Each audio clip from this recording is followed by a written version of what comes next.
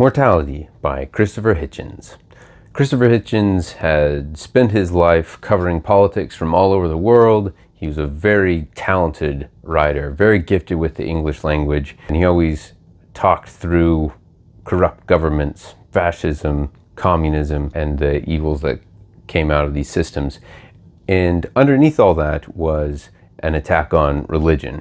He was a very outspoken atheist. He thought all of the bad impulses of mankind could be linked back to religion, and we would be free from the shackles if we could just let go of all those superstitious elements of our past. Christopher Hitchens got esophageal cancer when he was 60. He lived for another year and a half before he finally died, and this book is his last book. It's what he was writing as he was dying of cancer.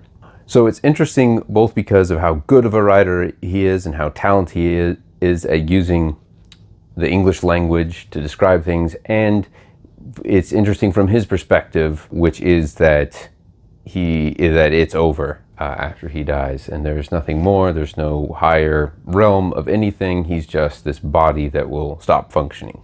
I love this book. This is such a fascinating read.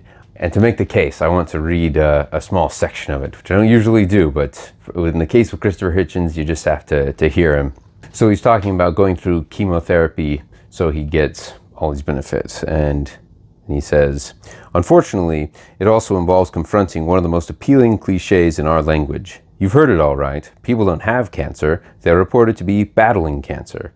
No well-wisher omits the combative image. You can beat this. It's even in obituaries for cancer losers, as if one might reasonably say of someone that they died after a long and brave struggle with mortality. You don't hear it about long-term sufferers from heart disease or kidney failure. Myself, I love the imagery of a struggle. I sometimes wish I were suffering in a good cause or risking my life for the good of others, instead of just being a gravely endangered patient.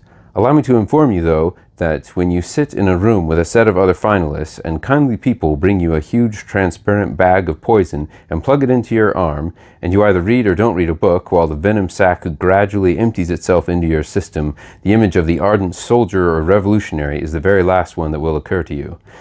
You feel swamped with passivity and impotence, dissolving in powerlessness like a sugar lump in water."